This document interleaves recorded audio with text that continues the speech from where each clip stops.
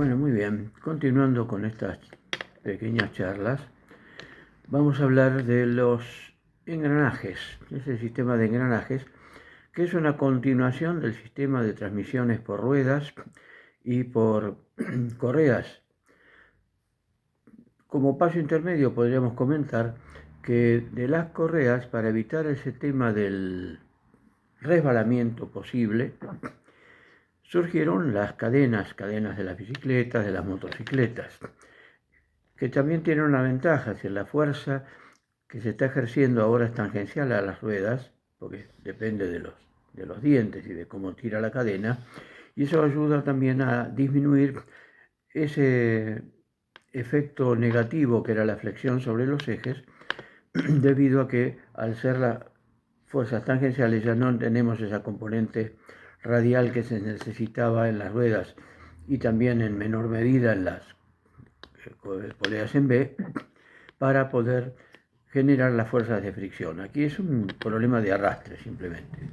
Por supuesto, a lo largo del tiempo, ustedes probablemente ya lo saben, las cadenas van cediendo porque un poco se deforman, de modo que periódicamente habría que hacer algún tipo de cambio de ajuste. Pero de cualquier manera, son un sistema muy eficiente. Pero para poder mantener las relaciones de transmisión y darle una mayor vida útil a los sistemas, es decir, evitando ese estiramiento de las correas y de las cadenas también, surgieron los engranajes. En realidad, los engranajes modernos, habría que decir, porque los engranajes como tales creo que ya tienen más de 2000 años, 2500 años.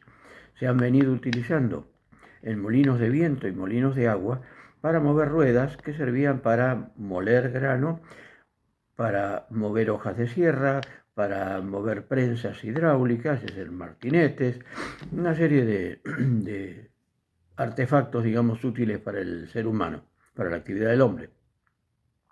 ¿En qué se basan los engranajes?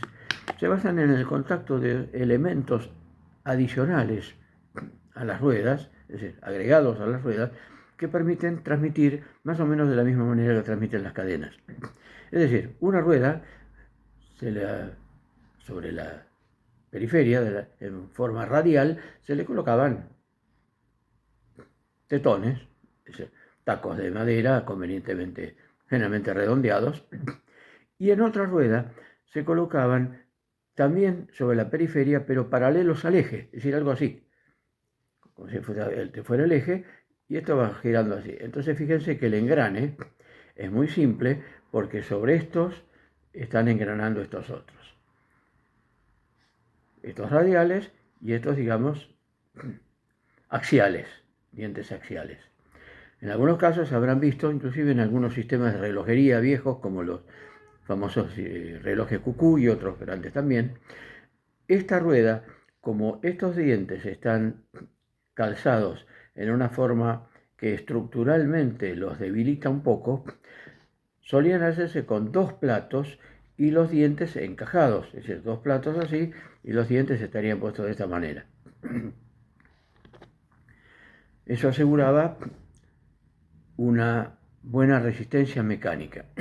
Y así hay molinos, que todavía hay algunos en Europa que están siendo utilizados en servicio, pero utilizados como modelos, museos, para, digamos, ilustrar cómo se trabajaba en la antigüedad.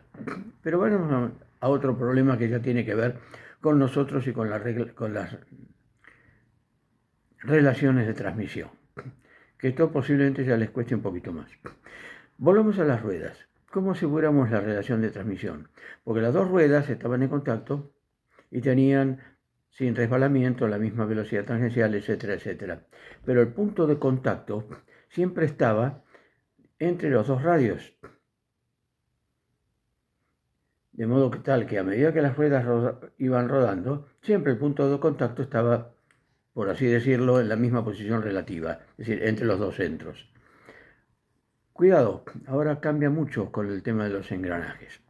Por lo siguiente, fíjense, tenemos supongamos que estos son los dientes axiales y estos rojos los dientes radiales, ¿no?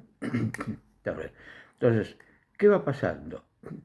Estos están siempre en la misma posición. Es decir, respecto del centro de giro, tienen todos el mismo radio. Pero esta no, porque esta rueda, cuando empieza a hacer contacto en un determinado radio. Y a medida que esto va girando,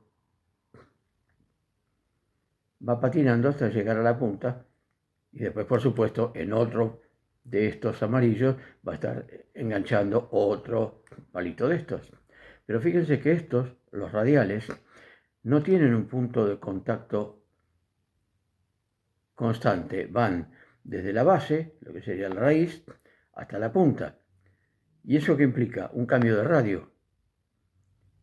Y si tenemos un cambio de radio, tenemos un cambio en la velocidad de rotación.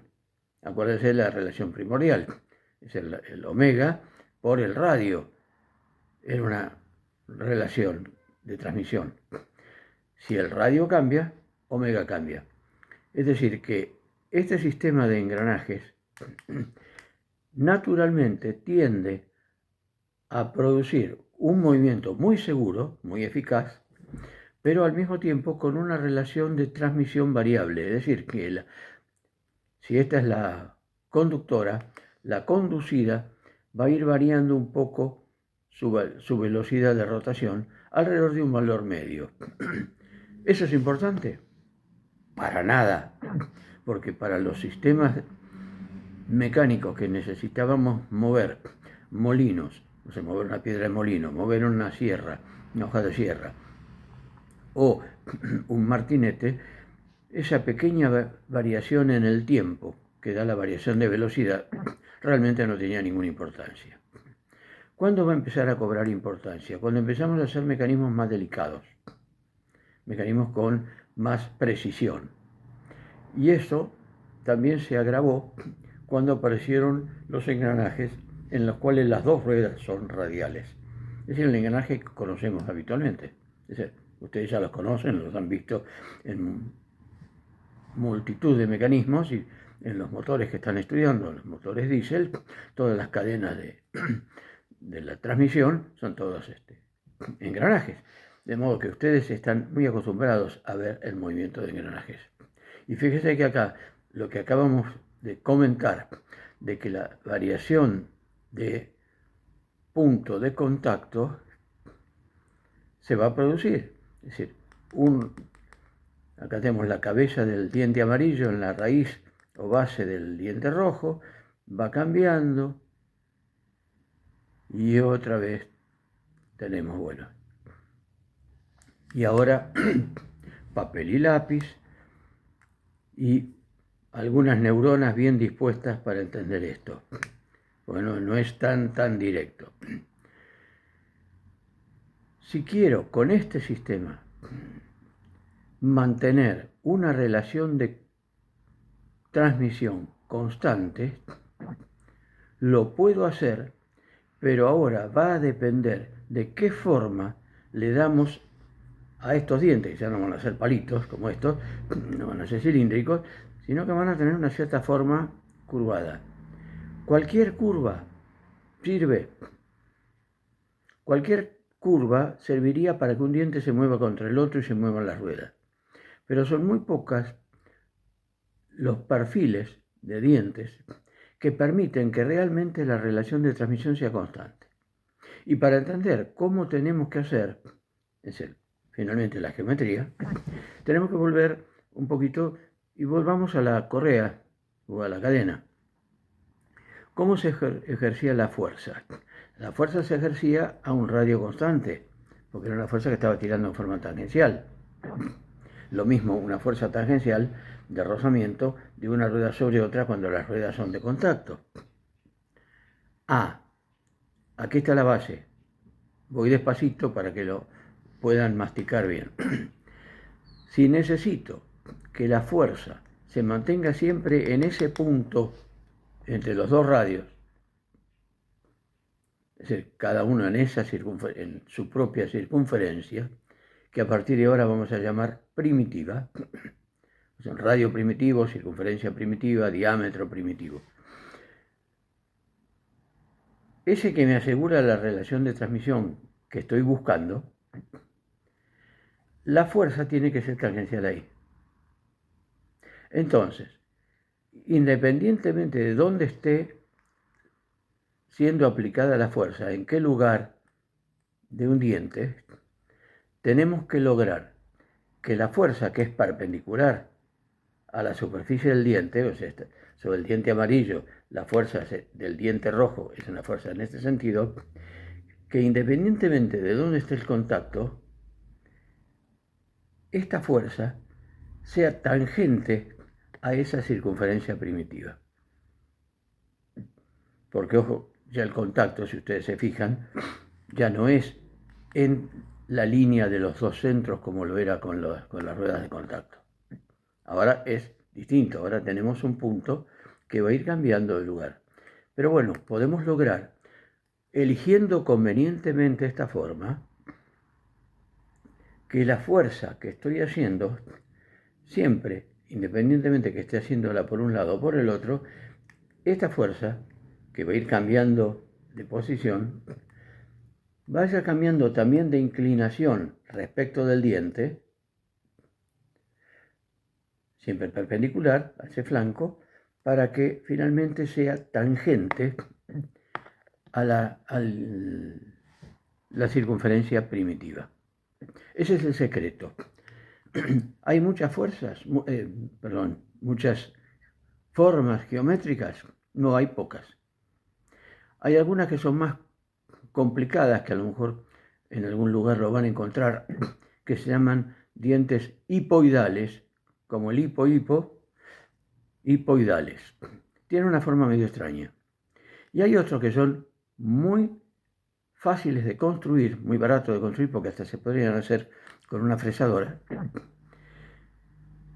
que tienen una forma que se llama perfil de evolvente, sin la N, no es envolvente de envolver, es evolvente, que resulta del desarrollo de una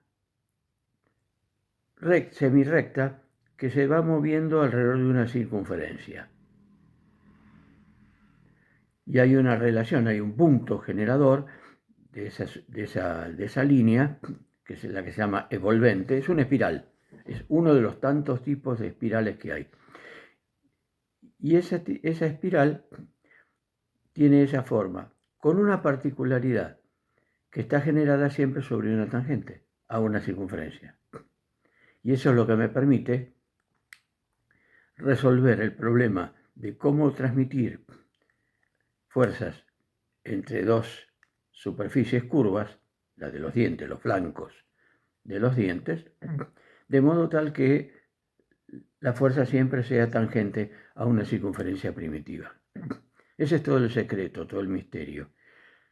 En clase, después lo vamos a desarrollar, vamos a hacer la parte de dibujos. De cualquier manera, en los apuntes, en muchísimos libros, y estoy seguro, en muchísimas páginas a las que ustedes pueden tener acceso en Internet, pueden llegar a verlo. De modo que si esta explicación no les ha resultado del todo clara, miren un poquito en las páginas de Internet dientes de evolventes. Hay muchas páginas de engranajes y que muestran el engrane, tienen las animaciones y todo lo demás, pero no todas les describen el perfil de evolvente, de modo que no busquen tanto dientes de engranaje, porque le van a mostrar engranajes de muy lindos colores dando vuelta a unas animaciones preciosas, que por supuesto les sirven para ver bien, si es que no lo tienen muy presente, el funcionamiento de los engranajes, pero les falta la parte geométrica, así que busquen directamente perfil de evolvente, las dos veces con B corta. Bueno, muy bien, terminamos esta clase.